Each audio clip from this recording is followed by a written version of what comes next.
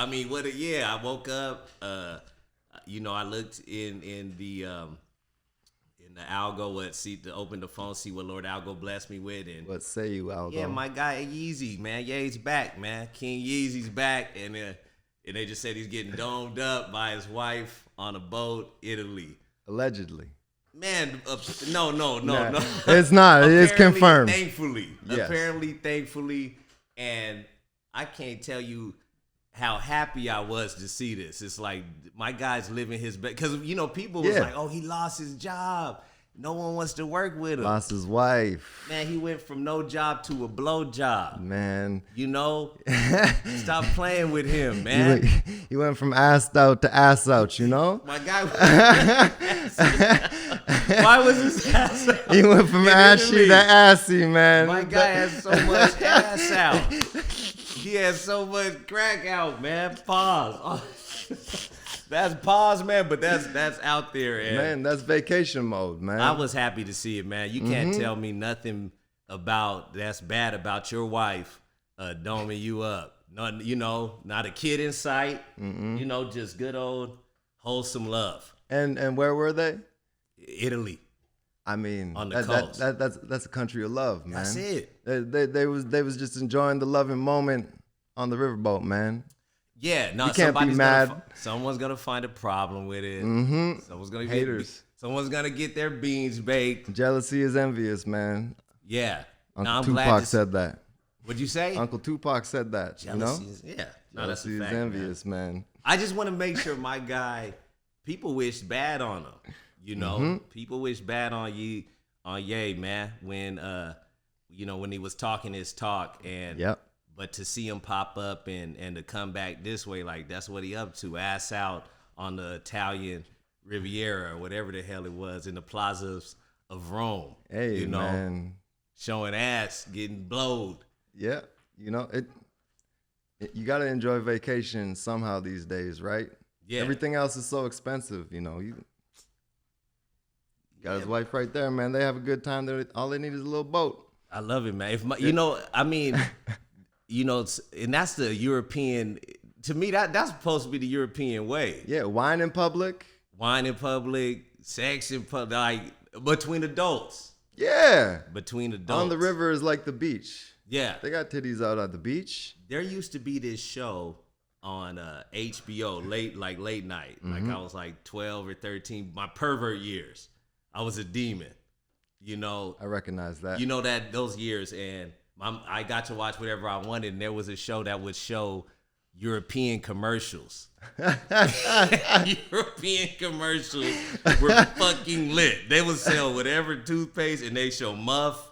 They show, we're talking tits. A lot of women had hair under their arm. Okay. Armpits, It was, and that was just that, that French drip, that, that Italian kind of swagoo. So it's great to see my guy Ye thriving with a wife, beautiful young wife. And to be honest, I don't know. I know this is gonna sound crude, but it is the night. We are on that type of time. No doubt. That's my love language. Is getting domed up, not giving it. And God bless you if that's your love language. If giving is your love language, then you're a saint. But man, women are, people don't understand how far that goes. No doubt. And that's a situation that doesn't come from coercion. It has to come from the heart. It has to come from you. That's willingness. That's love. Oh my God. I think it's an act of service. Like, man, my girl likes to get touched. She likes physical touch. No doubt. You give me a BJ any day, my day is gonna turn around. If I'm feeling down, 100%. My day's turned all the way around, man. Every single time. I love, yeah. So I'm, wow, yeah. If it's lit, it's up, man. You can. Yeah. Everyone's doing parades. We doing lap dances at the elementary school. Yeah. It's which is fucking fantastic. Turn up. Hey, man. Yeezy could get blowed up on Lake Como or wherever the hell they're at. We don't know the backstory. Maybe he was having a bad day. But this my point is why you need an excuse to get exactly, and why is it shameful? Mm-hmm. Yeah, and this is a bounce back from somebody who they were celebrating. It was like, oh, Ye got his nigga wake up call, you know, and then then he popped up like, hey, good morning. Yeah. Don't up. Yeah, he already knew. Salute to a real one, man. And speaking of nigga wake up call, Raz, can I ask you a question? Because what I'm of African American descent. Right. You know, which people were your people colonized by? So, if I'm talking about, my dad is from the island of St. Vincent. It was first colonized by the Portuguese, and then the British, and then the French, and then back to the British. Okay. And, so it passed hands a few times, and we got a little residue from all of them. Okay. Yeah, man. Okay. But I'm also part indigenous. I'm part native too. So, local BC colonizers, British Columbia, here we are. And so, I've had some. So you cover a lot of, pull from a lot of different backgrounds. I've got some ancestors that have been through some things. Yeah. Right. Okay. Yeah. Okay. Yeah. So in your culture, have you heard of a nigga wake up call? Oh, 100%. Okay. Well, and there's a lot of it doesn't so much have to do with people that are given a pass in certain communities. It tends to be more like colorism, light skin versus dark skin type things. Because the colorism in the Caribbean is so much more clearly defined. Like you got your reds, you got your yellows, you got your blue blacks, you got and everything in between. So it's not even compared to whiteness. No, it's just comparing to blackness. each other. Yeah, and someone I would be considered red. Okay, so you're a red yeah, bone. I'm like a red man. Like that, it's one of the reasons red man called red man is the skin tone. Right. And there's certain privileges that come along with that.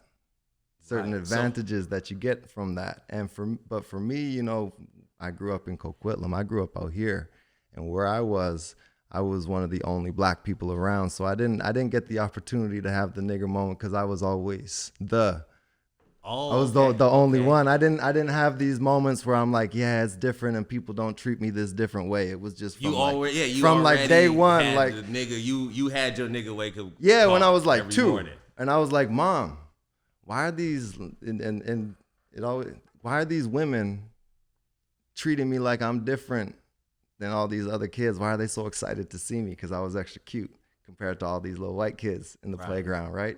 And it was just this weird situation where like older women were always making some sort of spectacle out of me because I was like the only kid that looked like me.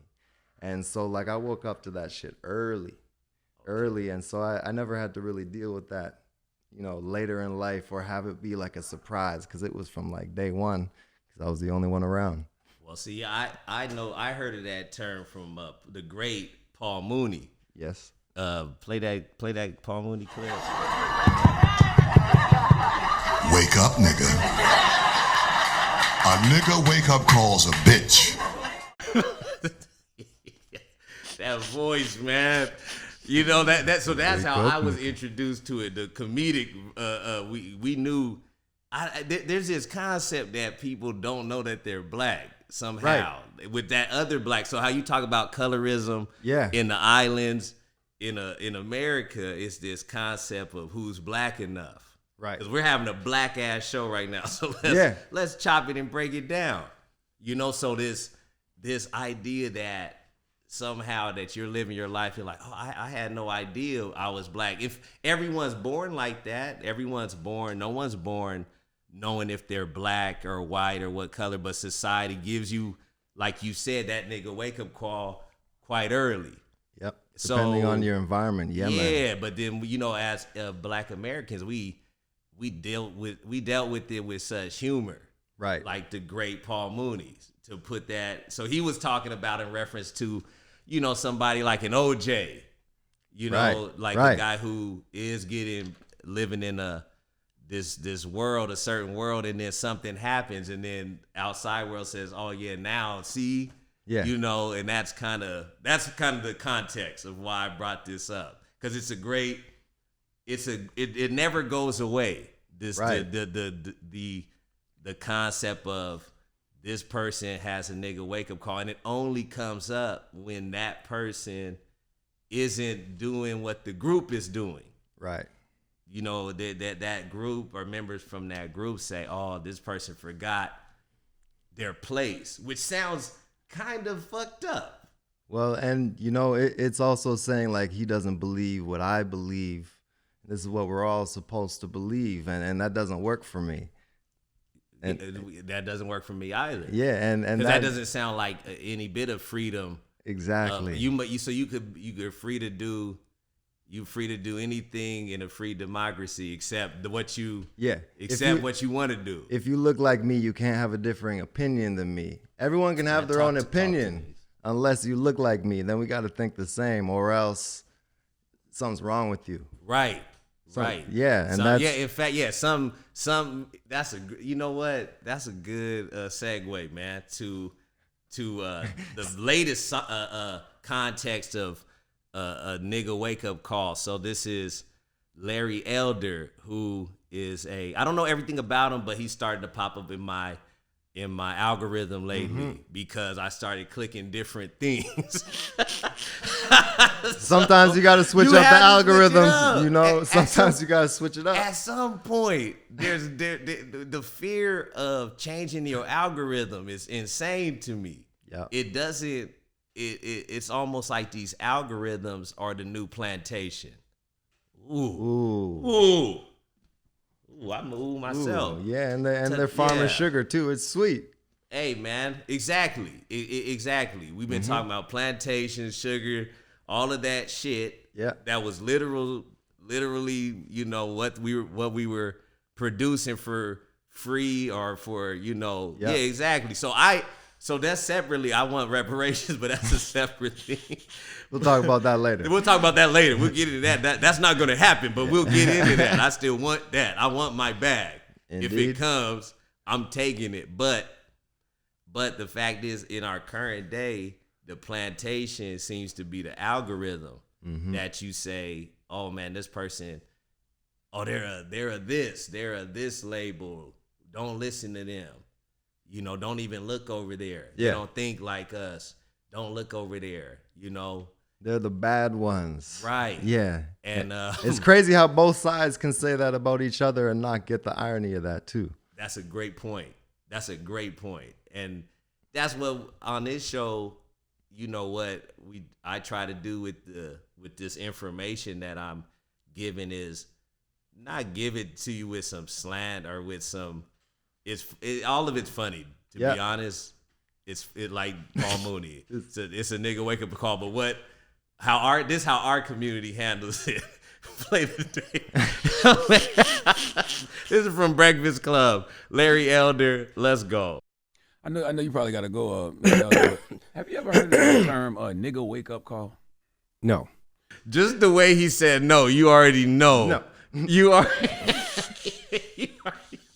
You already know where this is going, man. Please, George, continue playing that tape. It is an incident where a person of color forgets that they are of color and are reminded rather brutally by an unexpected act of racism. Have you ever had any of those? Oh, brother. Did you hear the hard R? Oh, brother. If you hear a black man say that like that, it's about to be a long day for you. Oh, brother. Oh, brother. He hit him with the Ned Flanders. Yeah, when you hit him with the respectable brother, oh my God. There's never nothing good about the hard R. Not for whoever's on the other end of it. That's for damn sure, brother. Just asking. You think you've ever? Well, I'm acutely aware, Charlemagne, that I'm a black person, just as you are a black person. And when Joe Biden insulted you by saying, you ain't really black, we don't know whether or not you want to vote for me or vote for Donald Trump, it seems to me that should have been a wake-up call on your part. How dare this guy come in here and insult you, a black man, and tell you got to think a certain kind of way? I'm amazed that you weren't mad about that. I'm not gonna say it upset me, just like I'm not letting you upset me. You know what I mean? I don't tend to get upset over things like that. But what I did say, well, you just not talk about a nigga wake up call, and it seemed to me that should have been a wake up call on your part to have a white guy come in here who also said, by the way, about Mitt Romney. Because he didn't want to put more regulations on Wall Street, going to put y'all back in chains. And Joe Biden has lied for decades about his civil rights record, claiming that he desegregated movie theaters and restaurants in Wilmington, Delaware, when he didn't do any of that.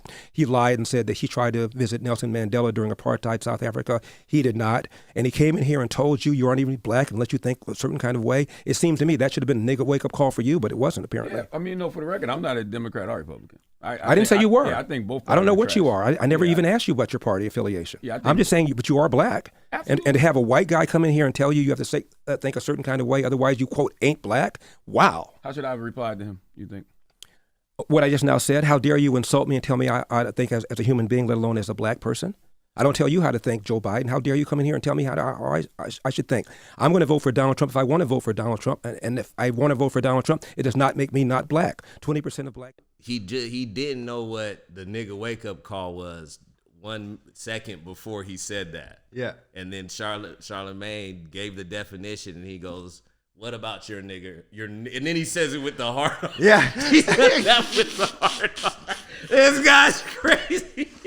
Don't mess with this man. Hey, man. Hey, you better respect. He knows where he walks, man. You better respect your elders, man. This guy that I just heard about is 70. He's been on this type of time for 70 years. He's been, he's been very comfortable being who he is. Well, and you listen to him talk about his life too. He's no slouch when it comes to experience. He came from poverty. He came from nothing. So it's not like he didn't, experience the things that he's talking aren't existing anymore or aren't so important anymore, because he did live the black experience. Right. But in our community, for whatever reason, if you say brother with the hard R, that's a problem. Yeah. For like some people, they can't. It does something to their ears, and they cannot no longer listen. It's true. It's kind of like how this lady who was yelling at our brother Larry. The mammy. She couldn't get over him being a Republican, despite him describing all of the different things as to why he's not a Democrat, why he's never been a Democrat, and the bad things that Democrats have done in order to trick black people, and how Republicans were responsible for a number of things. And so her being so stuck on him being a Republican, being associated with Donald Trump and all of these things, and because of that, she couldn't actually hear what he was trying to say. How many times was he like, "We agree, we're agreeing right now," and she couldn't stop yelling? We're gonna get into that too. That deserves wild. That deserves its day in court, man. That mammy deserves her shine. And I had to speak in that slightly disrespectful term only because this person is operating so disrespectfully to a guest on their show. This is a guest who hasn't come on and insulted anyone, at least in that moment. I don't know his books. I don't know, what coon activity he's been up to, allegedly or not allegedly. I have no idea. I know the guy that I saw on this interview, and I've watched it 3 times, and I was angered at it. It cooked my carrots. Goddamn it! Oh my God! It decorated my pumpkin. You son of a bitch! When I saw the way this guy was getting talked to, and talked down to, and interrupted and ridiculed, it was embarrassing. Then it became hilarious. Right. It just became hilarious because our community has all these nigga wake up calls to give out. Yeah. Like if something bad happens to me, they're gonna be like, "Yep, nigga wake up." I want to break down this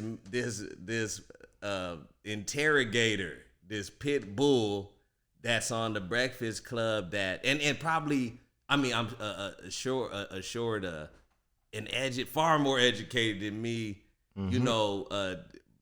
probably far more productive,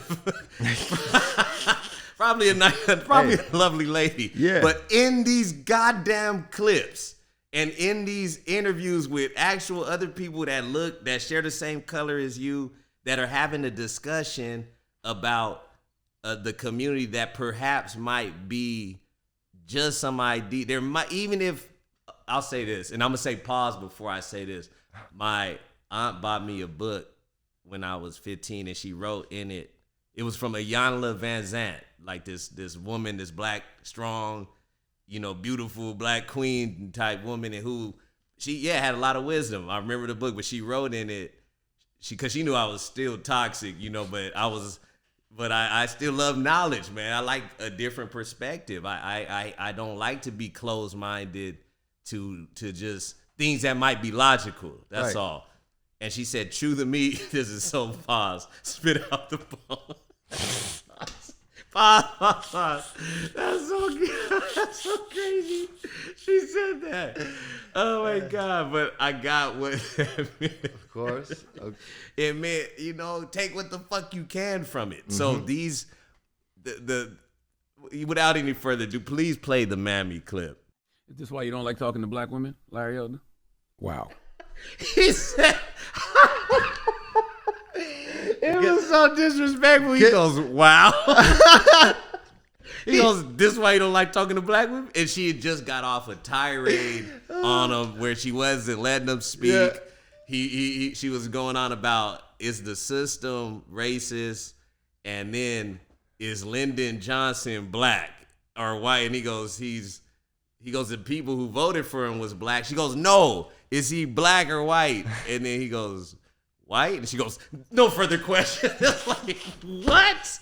Is that the fucking, you didn't, if I was Larry Elder, I said black. He's black. Yeah. You dumb fucking, what are we talking about here? I thought we were talking about whatever the hell I'm selling you. I don't even know. Wow. Yeah. Sorry. Yeah, the wow is crazy. The wow, to say wow. And is he on record saying that he doesn't like talking to black women? Of course not. Of course not. He can't be. That'd be crazy for him to say. Yeah. Like, but it's just you can say, you could be so disrespectful to.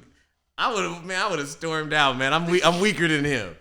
I'm a lower. He's a better man than me. Larry Elder, you're a better man than me. Mm-hmm. Proceed, sir. Baltimore. Freddie Gray a few years ago. No. That's mayors. I'm not talking. I said system. I'm going to tell you about this system if you allow me to finish my point. I'm not talking about somebody elected and doing a job, sir. I asked what system. Listen to the tone. Don't they sound like somehow a married couple that's just been living separately in different rooms? He's disengaged a long time ago. He's not. He doesn't care about that rhetoric at all. Yeah, and the tone though, it's like when you get a mammy like this who has an agenda and smells blood somehow, but there was no blood. Yeah, but she was on him, man, and it really takes away. This is for that person, and again, man, I'm not talking negatively anything about her personally. I don't know anything about her personally. She's on there. She's definitely good. She's really good at what she does, but from what I've seen, what she does isn't good. She's good at that. Yeah. But it's not good because now that guy looks like he makes way more. He looks like the smartest man in the universe. Yeah, she did herself a major disservice in trying to make a point against this guy who had actual points. And talking points and facts and numbers and studies that he could cite. And she was just like, but I'm upset. Yeah. This upset. That's what I'm saying. It's like you got to either be funny with it. Yeah. You got to be funny with it, man. You cannot conduct these conversations in this fashion. Mm-hmm. Proceed, and then we'll play it out. Okay, let's talk about the system of one of the largest. Thank you. One of the systems of one of the largest cities in America, Baltimore. Freddie Gray died in police custody a few years ago. The mayor was black. The head of the police department was black. Number two, it's not in charge of the system, but go ahead. Number two person in charge of the police department was black. All of city council, Democrats, majority black. Still not in charge of the system. Wow. That's a position. 6 officers charged. 3 of them were black. A judge before whom 2 of the officers tried their case found him not guilty was black. Still not in charge of the system. The city intendant of public schools was black. The county superintendent of public schools was black. The attorney general at the time, Loretta Lynch, is black, as was the president of the United States, was black. And yet, still not in charge of the system. So who's in I charge asked of you the a system, simple Ted? question, sir. Well, Wanda Sykes said when Barack Obama got elected, how are you going to complain about the man when you are the man? Now, from the president to the attorney general to the state attorney to the mayor to the head of the police department to the commissions of the schools in the city and in the county to the majority of city council in that city, all of them are black. And you're still saying that we don't run anything? So who's in charge of the No, system, no, Ted? no. I said who created the system. I didn't say we didn't run anything. I challenged a lot of those. Wow. Wow. Wow, the best reaction. That's the only reaction. Let me tell you, man, if you guys ever get cornered by a wild mammy who wants answers and who wants answers, but you can't give the right answer, hey man, just be like, hey man, wow. Wow. Yep. Wow. Yep. Take it how you want it. Wow. Wow. You win. Yeah. You win, man. Yeah, that's not the okay. That's not the system. Yeah. Okay. Hey, you know anything else here? Oh my God. Yeah, man. It's then it becomes like I can't stop laughing at that idea. Like this is our best. This can't be the best. We have to. And if this is the level of conversation we're not gonna go nowhere. No doubt. No time soon. I put it like that. And so, I definitely, so you could talk to this guy, this just man, I don't care if you agree with him or not, this guy who's being respectful to you on your show, you could talk to him any kind of way because he's a nigga? Because would you talk to Biden like that? Definitely not. Because you didn't. Nope. You play the Biden clip? Listen, you got to come see us when you come to New York, VP Biden. I will. It's a long way until November. We got more questions. You got more questions, but I tell you, if you have a problem figuring out whether you're for me or Trump, and you ain't. Oh, shit. Did it cut off? Well, you see it right there in the text, nigga. You ain't black. So when Larry Elder said, what about your nigga wake up moment? Yeah. What did you do? Not a goddamn thing. Yeah, Charlemagne played stupid. I didn't take it like that. Yeah. I didn't hear it like that. That's not how I took it. Yeah. Yeah, man. He said you didn't hurt. I didn't get hurt by it, by like how I'm not getting hurt by what you saying. So sassy. Yeah. That guy wasn't there to hurt you, man. He was just answering your hostile, what a hostile environment and questions. It's like Larry Elder don't have no chance of winning he don't have no chance of winning it. So what's the harm in hearing the guy out? Yeah. And you would hear Biden now. So I don't know, man. The jig is starting to be up. I know that much. Mm-hmm. But we'll end this segment with, in a world where if we're in a free democracy, you should be free to support who you want to support. No doubt. Whether I agree with it or not. Why should it be this case where, hey, we're all doing this, and if we are all doing this, voting this way, what are we getting out of it? If there is some we. Yeah.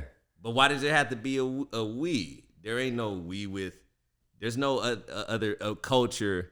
Not no other culture, but I know in North America, every culture had, like in North America, in America, there's Mexicans for Trump. There's Mexicans, that's not with that. It's, you got the right to freedom of religion, but you don't have freedom of politics. Right. Interesting. In public. No. Yeah. In public. Yeah. You can have freedom in politics privately. Right. But you cannot have your politics public, or else yeah, you think differently than me. Right. Or they'll say, and then these people say, Oh, I'm not either. I'm not a Democrat or a Republican. Okay, but I'm not a Democrat or a Republican, but I'm a Democrat. But I'm not either. Yeah. It's like, shut your goofy ass But up. I didn't think that Biden should be arrested. No, I don't. Okay, man. Yeah, then you shut up, man. You know, and so this guy, that's why these guys like this, man, these guys are the best, man. Can you play my boy? If you want to see somebody who clearly was in the movie Get Out, it's this idiot right here. I'm here to support President Trump. You want to know why I'm here to support President Trump? Because they done did black men like this for decades. Make up charges and put them, so I know Trump is innocent. I support Trump against this corrupt, two-tiered justice system. That's why I'm here to show my support as a black man for Trump. And I'm wearing my shirt, Niggas for Trump 2024, and I mean that. What do you think about the indictment? Oh, it's a bunch of bullshit. It's going around the country. You know, Fannie Willis, she went to school with my sister. She's full of shit. She was full of shit. She's full of shit. She was full of shit. I don't care what anyone says, man. I'm going to laugh. Y'all laugh. It's E-he-he and T-he-he to the death of me, man, because that's funny. There's no way to not take this shit without laughing. Go ahead if you want to, man. But if you're going to conduct interviews like that, if that's how we're going to have this conversation, I'd rather be laughing, man. And, man, this guy seemed like he could cook the hell out of some ribs. I don't know what that, I don't know. I don't even think he's going to vote. So, and that's not even the point. And honestly, people might take away, if you vote for that guy, you're an idiot. I don't give a shit. I wrote in yay for my vote. I wasted my vote. Wrote in yay, man. So, hey, man, that's not a waste. Yeah. I mean, that's what they say if you don't. So I'm like, I'll gladly do that because I don't give a fuck. So, anyways, hey, man, that's politics. Yeah, man. Politics as usual. No doubt. Your nigga wake up call. Good morning. It's your nigga wake up call. Oh, Noah Lyles. This is Noah Lyles is a young man who just won gold medals in the 100 meter, 200 meter, and 4x100 meter relay at the World Championships in Budapest, I believe, this last weekend. And upon winning, he had this to say. The thing that hurts me the most is that I have to watch the NBA Finals and they have world champion on their head. World champion of what? The United States? Don't get me wrong. I love the U.S. at times, but that ain't the world. That is not the world. We are the world. We have almost every country out here fighting, thriving, putting on their flag to show that they are represented. There ain't no flags in the NBA. Wow. Yeah, man, thoughts? I'll open it up to you, man. Well, I didn't even know track was happening right now. Right. And so I never would have known about this guy unless he was being so petty.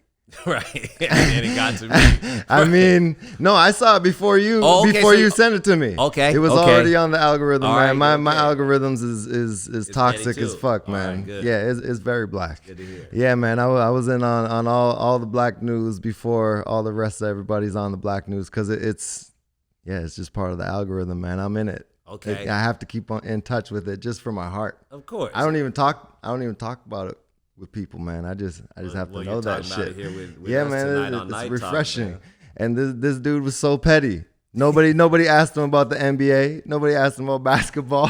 So no one did you? I didn't see any clip before this. I've just seen this clip. So he wasn't prompted. It doesn't seem like it. Okay, so you don't know for sure. I'm talking again. I'm being petty right now. I haven't done any research on him. But I thought it was hilarious, man. It was hilarious. I enjoyed it. Okay, yeah. So what do you think about what he said? Because you're not a African American. You're right. From all the other places. Right. And what is the vibe? What's the Pan-African vibe of what he's had to say? I mean, it's not untrue that the NBA is simply an American league, and that lately a lot of the best players in the NBA have been coming from outside of the United States. And so it really isn't a representation of like the talent around the world. It isn't, you don't think? Not a full representation. Not a full representation. But and the competition is taken in a very different way in team sports and individual sports like he's doing. Yeah, totally. So and so like for him to be in his bag like that, I mean, I respect that, because he probably did have to work a little bit harder for a team than a team did to get where he was. Okay. I Yeah. And, you know, I was an athlete. I grew up playing sports, and I played team sports, did a little bit of track and field. I definitely didn't have the heart for track, because it's a whole different landscape when you're playing by yourself, because you're only playing against yourself, really. And so he's talking about a whole different, you know, the NBA is a different thing. It's a different world championship. And, you know, the NBA isn't ruling the Olympics anymore as much as they did back in the day. And so they can't fully say that they're the premier league. Did they win the last they might have won the last one, but they haven't been consistent like they was back in the 80s and the 90s and stuff like that, when it was like when they first came out and America was bringing out their NBA players, and it was like, okay, we can have all our NBA players. We're going to beat everybody.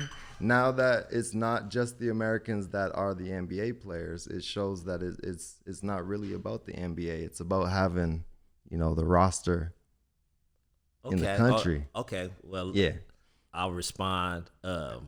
I think what he said was technically right. So I think he definitely gets the Petty Award, because he was waiting for this moment and he had to win.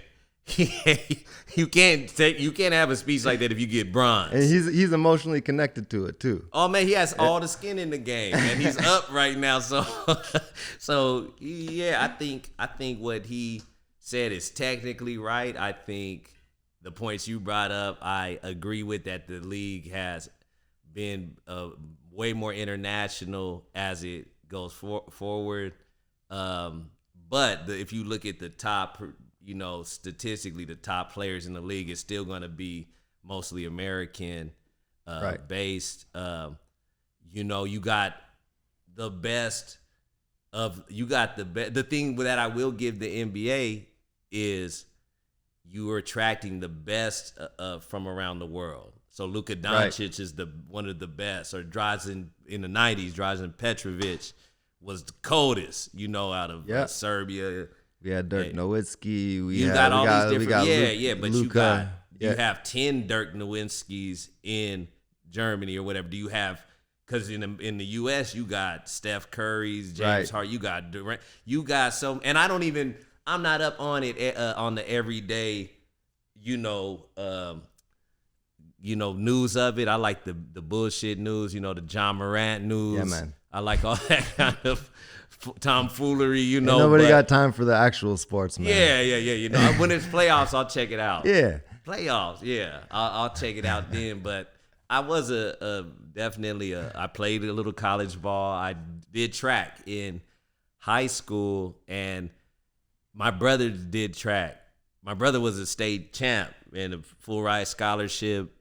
It's a triple jump 50-something feet. My dad was track. My uncles did track. Yeah. I did track, and it was easy. Now I wasn't a gold medalist, right? But I liked it. It was easy, to me. But I didn't train like that, But I know it is two different. It's apples and oranges. They're both fruit, but there are different things. He wasn't. So he's saying, yeah, we as track athletes compete against the world, right? And yeah, it's true. Who's the fastest person in this thing from around the world? It's not arguable. You can't argue that there is somebody right at the World Championships where everybody from every country sent their best. Yeah. He's the best. Yeah. No competition. Well, not no competition. No doubt about it. But then, if you want to get, it's almost, there's the petty part is funny. He's accurate, but it's also like the perception. Let's talk about perception. Okay. I tell you, no one in America gives a shit if the team wins the gold medal not for certain sports. For the Olympics, don't matter. Right. A player winning a gold medal is way less important than them winning a championship ring in the NBA. A player will, and I'm not a player in the NBA, but I know what they'll do for a ring. Like, that impact is way bigger than the team that wins the Olympics. Right. You could put anyone on that team. Yeah. It could be all foreign players, like they do in soccer, how they'll take an African dude and put him on Italy. Or football, sorry, not soccer. You know, so I think it's a little teacher, you forgot to give us homework. It's a little bit that. Yeah. Because I wouldn't say, oh, hey, change that up, because it's so misleading. It's not super misleading, because what other league is that is as good and has as many top players that can do what those Ja Morant can do? Right. How many players in Europe or Africa can do that? And if they can, they tend to come where the dollars are, but where the action is. That's where it comes down to. Maybe that's why he's so salty about it. Yeah, because he knows his paychecks aren't. Despite being a world champion, the fastest at the 100-meter, 200-meter, he won the relay. He did all that. And he knows. So is he a player hater then? Because is he hating on these niggas getting money? I mean, I want to know where the comment came from. Yeah, well, it could be the source, because that notoriously people who run for the country, you know, and in the States, I know it's different than here in Canada, where like they're not giving the bag out like not that. Not at all. There's no incentive to be good. Yeah, and Usain Bolt he got finessed out of $12 million. Right. Yeah. So and so, like, being a track star, you know, you can say you're a world champion, but you don't get the bag from it. More champion and dollars, so right? maybe that these petty moments, these are the ones that he got, man. He had to have his moment, man, because he was like, fuck it, I'm not gonna get the money. I can never be mad at. Maybe being petty get me a couple dollars. I can't be mad at that, man. The way if you put it like that, there's some logic behind it. Hey, man. Logic behind the low road every time, right? Hey, man. Salute to the guy, man, to the young man, and may the low road bless you. I'm sure I'll see you. I'll cross paths with you, because he from what it says, he's an African American. So for him to say, hey, man, this isn't a tribal thing. This just is what it is. You're not the best. How you gonna say you the best athlete? You know. So hey, man, salute to him. Yeah. Just a side note. It's they canceled The Idol, and that sucks. You put it in later, but I know that's a random thing, but that's still black. I'm still counting that as a black show. Yeah, I don't know how people were so excited to because that he was Ethiopian. The Weeknd. Have you heard of this? The Idol? No. Oh man, The Idol was this show on HBO. It was Johnny Depp. I'll say it in less than a minute. Johnny Depp's daughter, Lily Rose or something, played the kind of a Demi Lovato type Hollywood singer. She lived in Hollywood, but kind of lived around a bunch of creeps, like Hollywood fucking scumbags. Yeah. And then The Weeknd, he played a character named Tadros, and he had a ponytail. He was a sleaze, but he was great in it. I thought he was excellent. And all they did, all the interview, all the think pieces and blogs on it were just like, oh, this is terrible. This is the worst writing and the worst thing I've ever seen. And these are the same bozos who love Game of Thrones. You know, you like dragons and goofball shit. You tell me there's not scumbags in the music industry? Right. And he was on his she was lost, and he gave her guidance. Now, everyone was like, oh, he's toxic, and did you see last week's episode? He did this and that, but it was never without her consent. Right. This is all in the storyline. Of course. But even me defending, I felt like I was defending R. Kelly or something. I'm like, I like this show. People's like, oh, it's problematic. Anyways, they canceled it, man. That's a black show. He was the executive producer, and he rewrote a bunch of it to make it extra agrees like slime and how it would be. Yeah, how you would attract a bunch of hangers-ons and a bunch of the the most vampire-esque people in Hollywood. Yep. So the show was and they probably canceled it because of it was too real. It was too real, man. Yeah. So condolences to that, but The Weeknd's still up. He's still living good, man. They said he broke some record with having the most people at his concert. So he's good. This is the Low Road Larry Award winner. We have that every week. Somebody rises from the ashes of the low road to pull off, the miraculous. So this one is Halle Berry. You got it up there? Halle Berry finalized divorce, ordered to pay ex-husband $8,000 a month in child support. I have some details here too. They said the actress is relieved she can move on, yada yada. The divorce is on that. Barry and Olivia Martinez. The dude was in the movie Unfaithful. He's my nigga for real. He was the French dude who was banging Richard Gere's wife, Diane Lane. Okay. Oh, I love that movie. I don't know why that's funny. Anyways, they've been going through a divorce for like 7 years. What? Yeah, like the messy divorce. So out of it, he gets $8,000 a month and 4.3% of any income she receives over $2 million. City boys up. City boys all the way up, man. My man got paid to get her pregnant. To get Halle Berry pregnant, and she's paying. Yeah. That's his city boy if I ever... Hey, man, sometimes it pays to have less talent than your wife, right? You know what? You can't... Hey, watch Unfaithful, man. Watch that movie. That boy was good, but yeah, nah. But Halle is good, but did he have the talent, though? He had the game. He might not have the talent, but he had the game. Yeah, because she had that extra million talent, you know. She's talented as They hell, paid her extra just for her talents, you know. His game, if you got game, man, you don't need talent. Exactly. Shit.